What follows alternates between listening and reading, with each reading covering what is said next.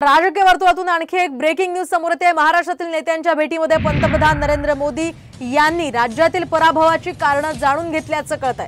तर राज्यातील मराठा आंदोलन, उमेदवार वाटपामध्ये झालेला घोळ, विदर्भातील संत्रा धान उत्पादक शेतकऱ्यांचा प्रश्न ही प्रमुख कारणं असल्याची नेत्यांची माहिती आहे। राज्यातील अल्पसंख्याक, दलित, धनगर आणि मराठा समाजाच्या महाविकास आघाडीकडे वाढलेला ओढा हा अडचण ठरत असल्याचं या ठिकाणी नेत्यांनी म्हटलंय। विधानसभेला चुका सुधारून एकत्रित काम करण्याचे आता नरेंद्र मोदी यांनी निर्देश दिलेले आहेत अशी माहिती सूत्रांनी साम टीव्हीला दिली आहे। या संदर्भात आपण अधिक माहिती जाणून घेऊयात आमचे प्रतिनिधी प्रमोद जगताप यांच्याकडून। प्रमोद, काय सांगाल? नरेंद्र मोदींच्या भेटीमध्ये या नेत्यांनी काही पराभवाची कारणं सुचवलेली आहेत, काही कारणं सांगितली आहेत, काय अधिकचे अपडेट्स?